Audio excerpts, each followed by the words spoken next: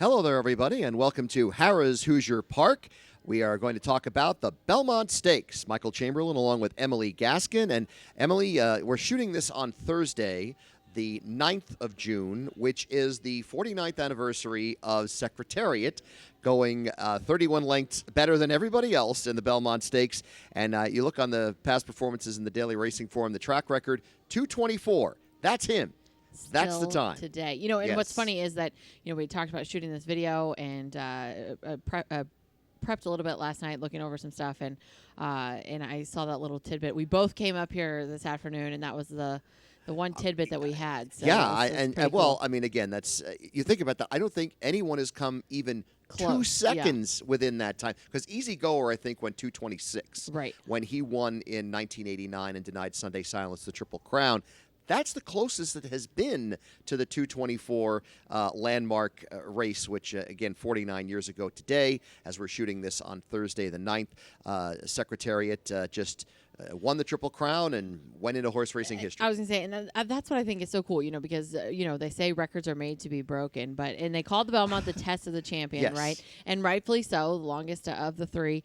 But I think that is what is most significant here, is that it is a test of a champion, but just speaks to the depth of Secretariat's victory, because here we are some 49 years later still talking about that performance. And no one's been close. And even going back prior to that, you know, that no one was close to 224. So it really was still the greatest performance you're ever going to see on a racetrack. Definitely from Big Red. The Belmont Stakes coming up on Saturday is the third jewel of the Triple Crown. No chance for a Triple Crown winner this year, as the Kentucky Derby winner Rich Strike elected to skip the Preakness, and then the Preakness winner, early voting, is elected to skip the Belmont. So we have a field of 8 to be going 1.5 miles in the test of the champion, as Emily said. And Emily, the Derby winner Rich Strike did come back to race here, given that 5-week break between the Derby and the Belmont. You know, and I know we talked about this on our Preakness video. I actually applaud the Connections, because, you know, they said, you know, that is their plan, and they stuck to it and didn't give in to peer pressure or media pressure or anything of the likes. Did what was best by the horse, and I honestly am I'm very excited. Obviously, you know, you're disappointed that he wasn't in the Preakness, but that's for selfish reasons, and so you put all that aside, and I'm actually really excited to watch Rich Strike in the Belmont, because, as I said, that was the plan. They stuck to the plan, and they did what was right by the horse, and that's you know, to be commended. And I think that you know, if they were going to give this horse a shot to prove himself, you know, everyone would say, you know, that was a bit of a lot of luck. Obviously, it was a lot of luck, but for him to back that up, and they've done everything right for that. So we're going to get to see Rich Strike yet again, and you know, again, here we are, some 3 weeks later, folks still talking about the Rich Strike's Kentucky Derby performance, and rightfully so. Right, and he really has taken a shine to Belmont Park. He's worked up there, you know, and been on the track, and every report I've seen has said he's really done very well since he's gotten to New York. Interesting tidbit, too, is that I heard his Connections play New York, New York for him every morning. So when he hears it on the track, he will feel like he's in familiar territory. So that's pretty cool. Yeah, that's very cool, as a matter of fact. And one other thing, by the way, about that, because they each have the songs, you know, My Uncle Kentucky Home and Maryland, My Maryland. The song for the Belmont used to be Sidewalks of New York. Okay. I don't know when it changed to New York, but when Secretariat won it, they played side of New York when they came out onto the track. So just a little note there about some of the traditions that do change. I went to school in Kentucky. Obviously, Kentucky Derby is close to my heart, but New York, New York is my favorite race hype song. When that song comes on, it's like they get it, especially if there's a Triple Crown chance, especially if there's that's going on. So, but we don't have that this time around. A good field of 8, though, still assembled for the Belmont Stakes coming up on Saturday. And I believe, since you pick Rich Strike, I'll let you go ahead and take the lead-off spot. You know, and you know, you can call me a fangirl, whatever you have you. But you know, like I said, I really am looking forward to watching this horse race. And we talked about the Kentucky Derby, and things really set up for him. A lot of things had to go right, but it's the Kentucky Derby. A lot of things, you know, could go wrong as well. And the horse showed up, and so, you know, he made a believer out of me, and I'm going to go right back to him. Like I said, his Connections have done everything that they could to prepare this horse for this, done everything right by the horse. And so I'm very much looking forward to it. Obviously, he is a closer and, won't get probably the pace that we saw in the Kentucky Derby. Very doubtful, and the way things to shape up like they did in the Kentucky Derby. But I think, that things can certainly still go his way. He's, in career best form, obviously the buyer figure after the Kentucky Derby.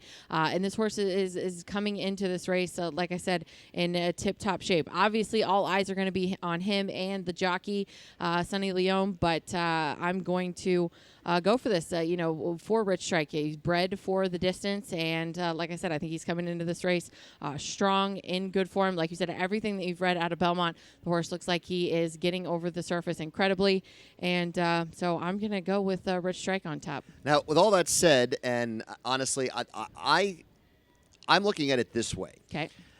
There are 7 closers in this race, exactly, basically. yes. 1 speed horse and 7 closers. Right. So I am going with the speed horse, which is number 1, We the People. And the fact that this horse drew the rail down on the inside all makes sense. really makes this horse stand out. This is the 2-1 favorite on the morning line. Flavien Prat will have the ride. Now, there are some questions as to whether this horse can get the distance by constitution out of a Tisnow mare, but I don't think that's going to be a problem here, because the way I see this happening, and again, I've really been on mark with the Derby and the Preakness so far, and the way I've seen the races playing out, but I do think We the People goes out, sets the pace, maybe sets a slower pace than necessary. If anyone's going to pressure him, I think it might be the filly Nest. Who was the runner-up in the Kentucky Oaks, but I just kind of think We the People is just going to go out and dictate matters all the way around the racetrack. And it's so rare anyway for a closer to win the Belmont or really come through in the Belmont that I think you're going to see We the People go to the lead and stay in the lead all the way around the racetrack. Yeah, and as I was handicapping the race, I had We the People on top, and then, my heart, or whatever you want to call it, I get it. coming back to Rich Strike. And actually, Mo Donegal, as I kept looking at the past performances as well, because this horse, just such a classy horse. But going back to We the People, like you said, I think that, like you said, there are so many closures in the race. The race actually sets up very well for him. And I know he was a little disappointing in that Arkansas Derby, but then he came back and raced so well at the Belmont. So that has to count for something, and it was one of those visually impressive performances. If you go back and watch the replay, he was just a horse that looked like he did it with complete ease. So the horse is comfortable. The horse is coming into the race in good form. Like I said, maybe a little disappointing to his connections earlier on in the season, but that's why they're horses and not machines. And if you look at the past performances, the comment for the Arkansas Derby says washy, and so obviously he just wasn't ready to go that day. That's a complete toss to me. In the Peter Pan, he put up a 103 buyer speed figure. Now, there's only 2 other horses with a 100 buyer speed figure in this race. Rich Strike got a 101 in the Derby, and Creative Minister got a 100 for running 3rd in the Preakness. And I have that one 3rd behind Mo Donegal. Now, I think if anyone's going to really close or really be in a position to make up any ground, I think Mo Donegal might be the one that's going to do it. Irad Ortiz Jr. riding for Todd Pletcher. Had this horse gotten a better trip in the Kentucky Derby, we might be talking this horse as the horse that wore the roses, because when they came to the top of the stretch, and we've all watched that replay, Rich Strike and Mo Donegal were right together. They were together. Rich Strike was on the inside. Mo Donegal was on the outside. Rich Strike stayed to the inside. Mo Donegal stayed on the outside. Mo Donegal got clogged up in the traffic out there. Rich Strike got the open run at Epicenter and Zandon and was able to catch them. Mo Donegal ended up running 5th. A better trip here with less horses. I think Mo Donegal's a definite contender. I agree. And like you said, I don't want to say kiss of death, but kiss of death rail position for him. It was just kind of one of those things that just did not set up for him in any shape or form in that Kentucky Derby. And interestingly enough, that was his first off-the-board finish. And, as you talk about these prep races, it's easy to get lost in specific races and specific performances. But when you look at a horse's career as a whole, there's not many horses that are as impressive coming into this race as Mo Donegal for the performances that he puts up each time he goes into the gate. So, he's a very classy colt, and Todd Pletcher, obviously no stranger to success. Like you said, I think it would have been a little different story, had trips been switched or even a little better trip. Just simply ran out of real estate for Mo Donegal. And so I think it's going to be interesting. Like you said, Irad Ortiz in the irons. So it's going to be interesting to see what type of trip he works out here from post position number 6. But no doubt that I think Mo Donegal will be in the mix. I've got him picked for 2nd. And I think that if there is a horse that is a price in here, I mentioned I have Creative Minister third. That one is 6-1 on the board. If you're going to bet a horse that's got a nice price of 8-1 or higher, I love the filly. Yes. Nest, because I said I think if anyone's going to go with We the People, Nest is going to be the one that's going to be closest to him. Agreed. And as we've talked about, earlier even here, the Belmont Stakes is usually won by a horse that's close to the pace. You don't see a horse coming from 10, 20 lengths off and winning the Belmont Stakes. It just doesn't happen that frequently. So I think Nest could be a horse that is well positioned to strike should We the People run out of gas or not get the pace set up that a lot of people think he's going to get. So I think if you're looking for a long shot in here, the filly Nest for trainer Todd Pletcher is one to definitely keep an eye on. By Curlin, who was a runner-up in this race and out of an AP Indy mare, and AP Indy did win the Belmont Stakes 30 years ago. Yeah, and Nest's full brother, just an interesting handicap pedigree note that I was reading. Full brother won the 1.25 mile Santa Anita handicap.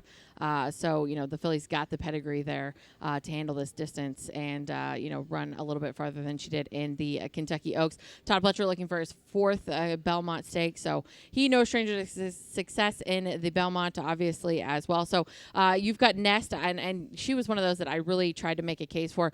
But there's another horse that I'm using for a price, and that's Barber Road. Call me crazy. I used this horse in the Kentucky Derby. I remember that, yeah. And I was really proud of him. I thought he raced really well, all things considered, and he's certainly going to be a long shot. You talk about a long shot, but it wasn't anything necessarily to write home about in the Kentucky Derby, but I would even say he exceeded expectations. I don't think people expected him to run as well as he did in the Kentucky Derby, so that goes for something to me.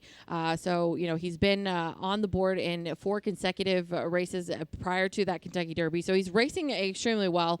I think that this horse is another horse that is coming into this race into career best form, and I think that his connections will be looking for their first Belmont victory, trainer John Ortiz. So I really like Barber Road for some reason, and I think he's one of those horses that can come from off the pace and score, or not necessarily score, but be on the ticket for a long price. So your top 4 are?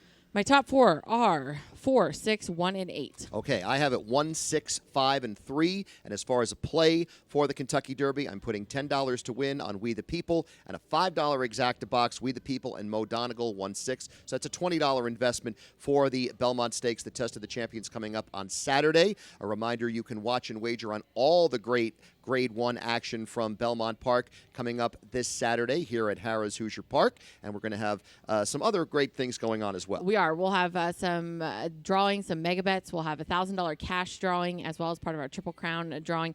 We're also going to have an adjusted post time. So make sure that you come out for the Belmont Stakes, like Michael said. Get your wagers in. Advanced wagering will start. We'll have all of the specialty wagers for the Belmont. You can bet the entire card, and then, of course, stick around for live racing, which gets started at 7:20 p.m.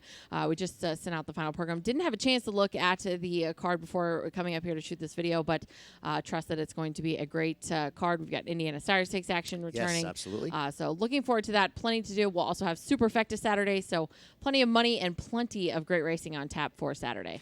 Absolutely, and we're looking forward to the 3rd and final jewel of the 2022 Triple Crown. For Emily Gaskin, I'm Michael Chamberlain, wishing the best of luck to you all.